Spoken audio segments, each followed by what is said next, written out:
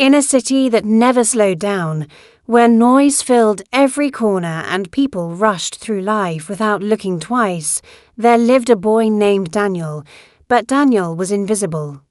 Not literally invisible, but close enough, in school. He sat in the last row. Teachers often forgot his name when they called attendance. Sometimes they skipped him, and no one corrected them. His classmates didn't hate him. They simply didn't see him. At home, things were quiet, but not peaceful. Daniel lived with his grandmother in a small apartment above a busy street market. Every morning, the sounds of vendors shouting and metal carts rolling over cracked pavement filled the air.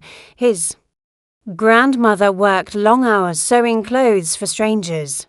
Her hands were rough, her eyes always tired. Money was never enough. "Don't think too much about dreams," she would say. "We just need to live." Daniel nodded, but deep inside, something refused to accept that, because Daniel had found something no one else knew. About every night, after washing dishes, after helping his grandmother, after the noise outside slowly faded, he would sit by the window with an old laptop. The screen flickered. The battery barely held. Some keys didn't work, but it was enough. Because through that broken machine, Daniel had discovered a new world, coding. At first, it made no sense, strange symbols, endless lines, errors that appeared again and again. He didn't understand most of it, but he didn't stop. He watched free lessons online. The internet was slow, so videos paused every few seconds. He waited. Watched. Replayed. Sometimes one lesson took hours, sometimes one mistake took days to fix, but Daniel kept going. Because for the first time in his life, he felt something powerful. Control. In a world where he had nothing, this was something he could build, something he could change, something that was his. At school, nothing changed. "Why do you always look tired?" someone asked. "Do you even do anything after school?" Another laughed. Daniel just smiled. Slightly. He didn't explain. He didn't argue. He didn't need to, because while they talked, he was building something. Nights became longer. Sleep became shorter. There were moments when he wanted to quit, moments when the code refused to work, moments when frustration filled his chest so strongly that he closed the laptop and stared into the dark. Maybe they're right, he thought. Maybe this is pointless. But then, the next night, he opened the laptop again. Not because he felt strong, but because he refused to stop. One day, something unexpected happened. The school announced a national coding competition. Only the best students should apply. The teacher said confidently. The class turned to look at the top students. No one looked at Daniel. Of course not. He wasn't the best. He wasn't even noticed. But that night, as Daniel lay in bed, staring at the ceiling, one thought kept repeating in his mind. What if I try? Then another thought followed. What if I don't? That question stayed with him.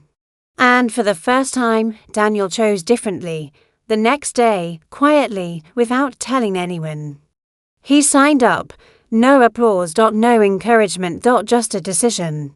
The competition required participants to create something useful, something real. Daniel didn't choose something impressive. He chose something personal.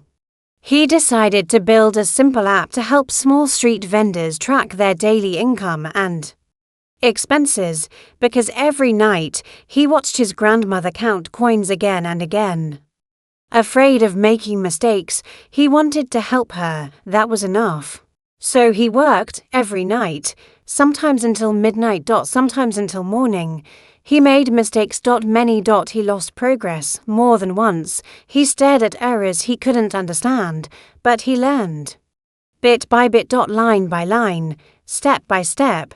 Other students had teams, they had guidance, they had resources. Daniel had none of that. Just a broken laptop and a reason. Weeks passed.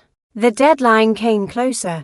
His body was tired, but his mind refused to stop. Finally, the day arrived. Submission day. Daniel looked at his screen. His app wasn't perfect. It had flaws, but it worked. He took a deep breath and submitted it for a moment. He just sat there, silent. Still. Then slowly, he smiled, because for the first time in his life he had finished something he almost quit. The final presentation came weeks later. The room was bright, full of confident voices. Students with polished projects stood tall, speaking clearly. Daniel felt small. Very small. When his name was called, a few people looked confused. Who is that? He walked to the front. His hands trembled. His heart raced. He looked at the judges, at the crowd. At the lights. Then he remembered something. His grandmother, sitting at the table, counting coins. Struggling.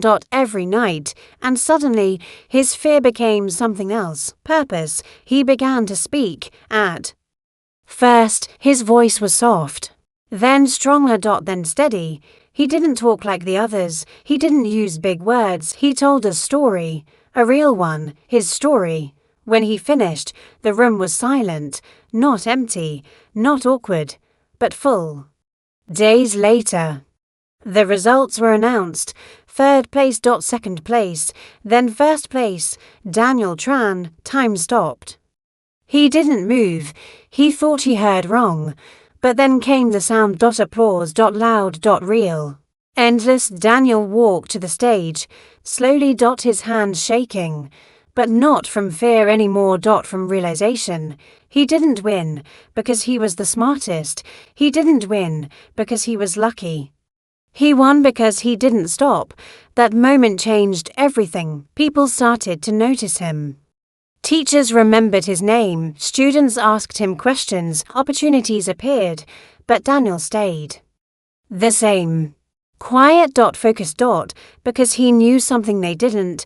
This didn't start with winning. It started with nights no one saw, with effort no one praised, with moments when quitting felt easier but he didn't. Years later, Daniel became a successful developer, then a founder, but the thing he was most proud of was something simple. He returned to his old neighborhood, the same noisy street, the same small apartment, and he opened a small learning space, free computers, free internet, for kids who felt invisible. On the wall, there was a sign. Simple. Clear. It said, "No one is watching." That's why it matters. One day, a young boy asked him, "How did you become successful?" Daniel smiled, not proudly, but gently. "I didn't try to be special," he said. "I just didn't quit when it got hard."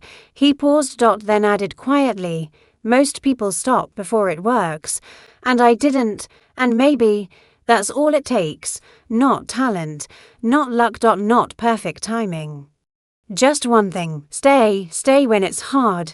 Stay when it's slow. Stay when no one believes. Because one day everything changes, but not because the world suddenly notices you. Because you never stopped becoming someone worth noticing, and by the time they see you, you won't need their approval anymore, because you already built something stronger. Yourself.